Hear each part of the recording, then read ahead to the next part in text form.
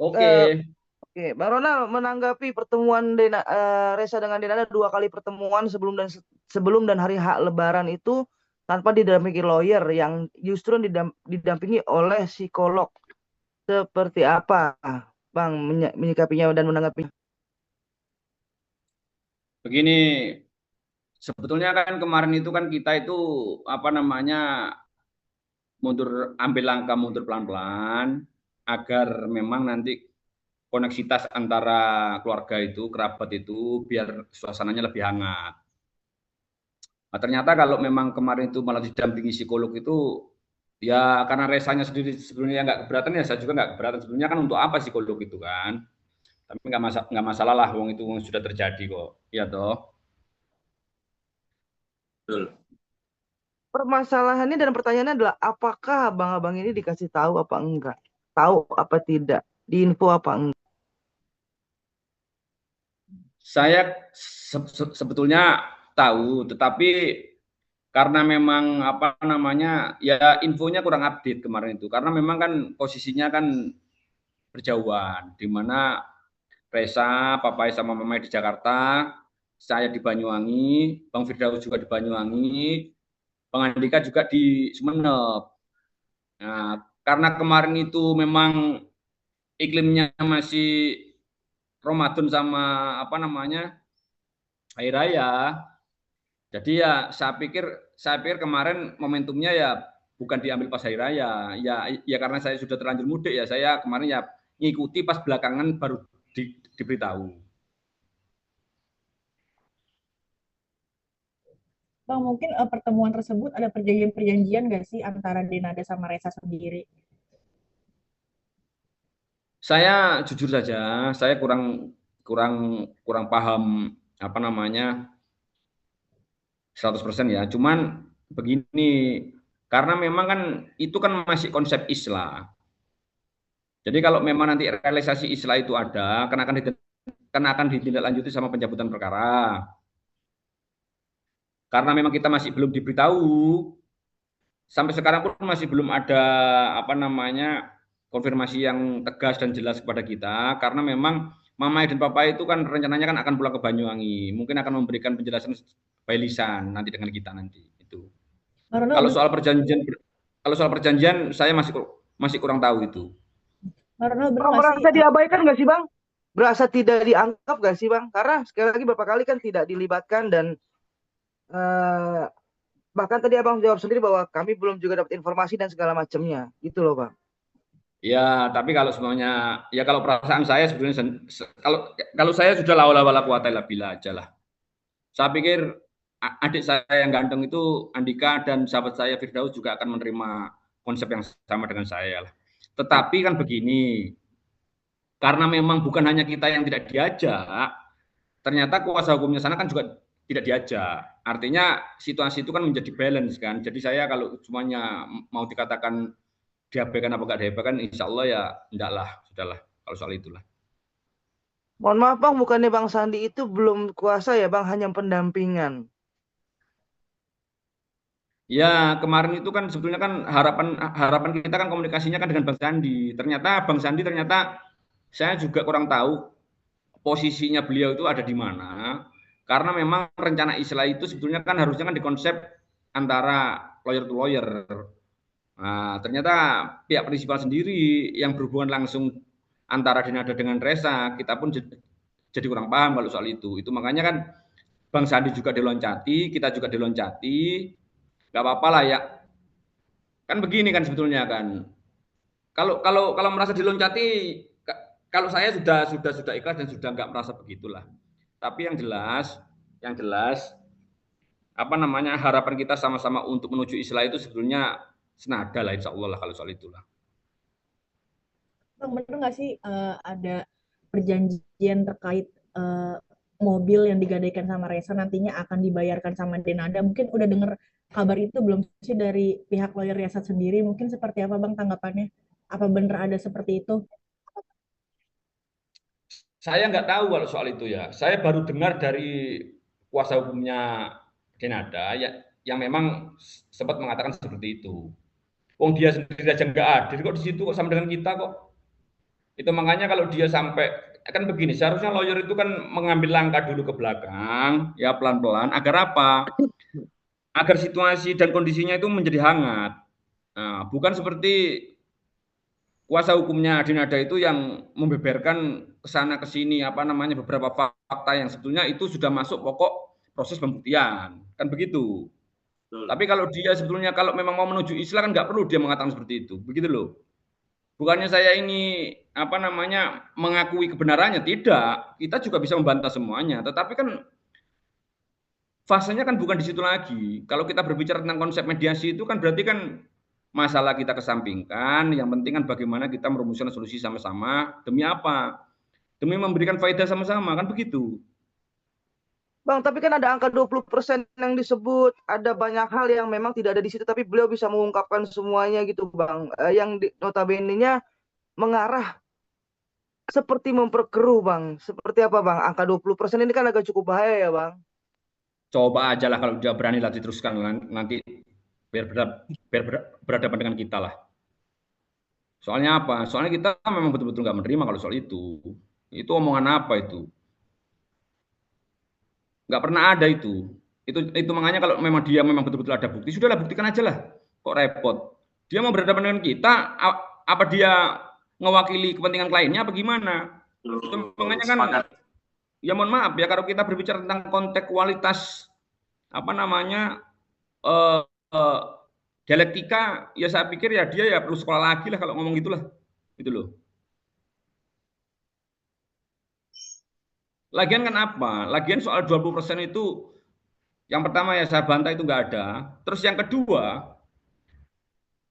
itu dibahas itu bukan pokok, itu tidak ada relevansinya dengan pokok perkara. Bukannya saya mengakui ya, tidak ya, tetapi saya membantah, jelas-jelas membantah. Saudara saya pasti semuanya akan membantah itu.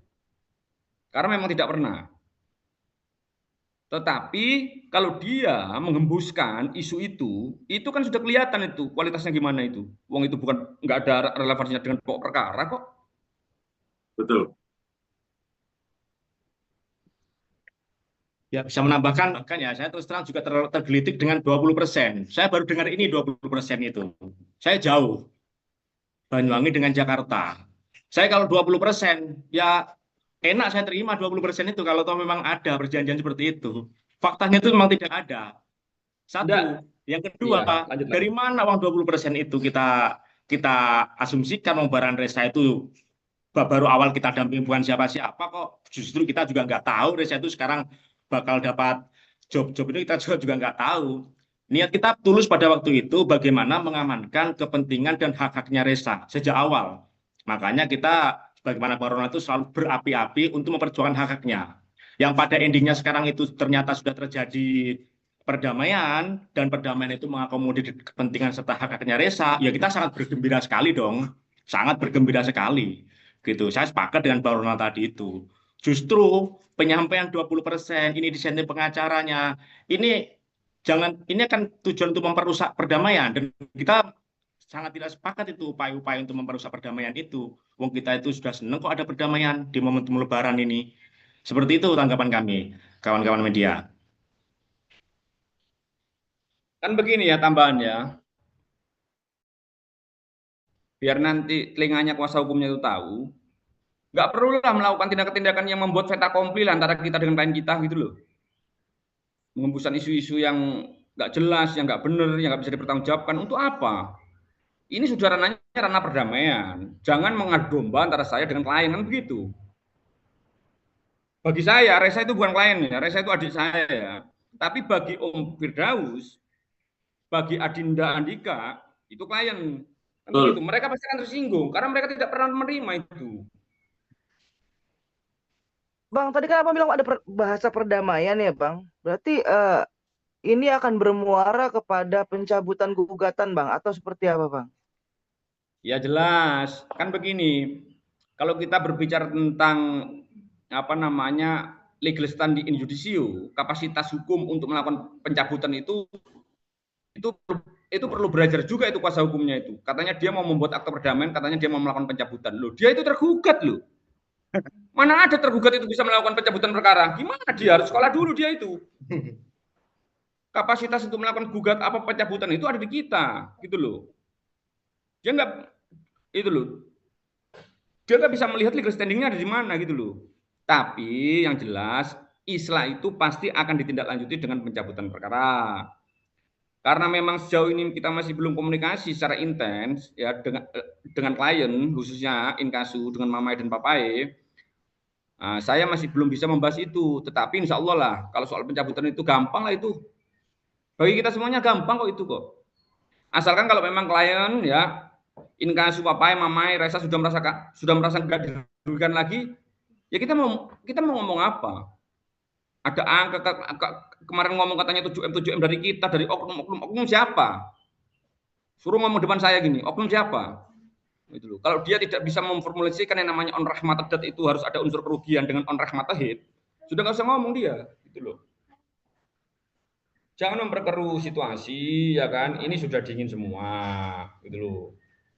Ayolah, yang namanya gugatan PMH itu tidak mungkin ya di seluruh Indonesia di sistem hukum kita on rahmatadat itu ya tidak pula dimintai dengan gugatan tuntutan ganti rugi, itu tidak mungkin.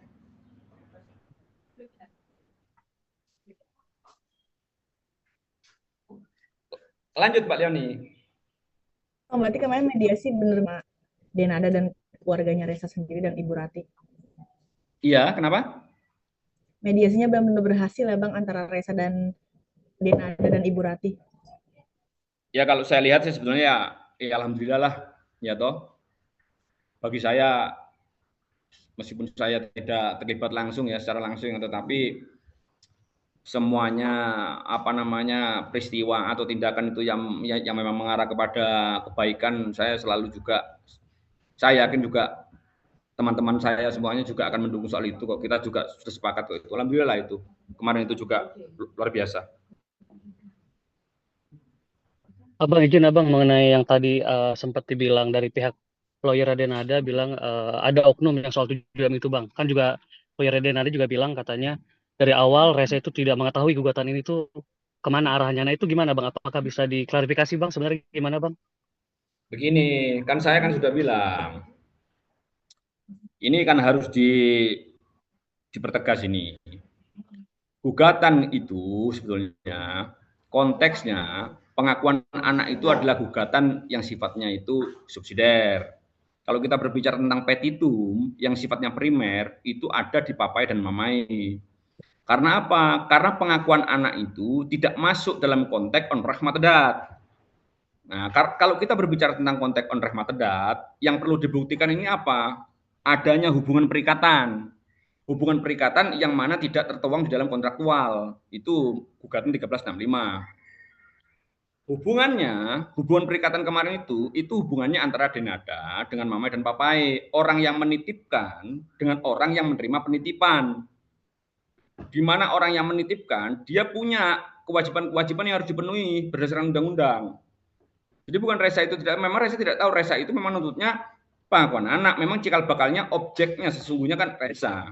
Tetapi kalau kita berbicara tentang konteks on rahmatadat yang terdiri dari dua hal, yang pertama on rahmatahid yang bersifat melawan hukum, perbuatan yang melanggar hukum, yang kedua itu harus ada hubungan kausalitas dengan adanya kerugian. Apa kerugian? Kerugian itu wins, WINST.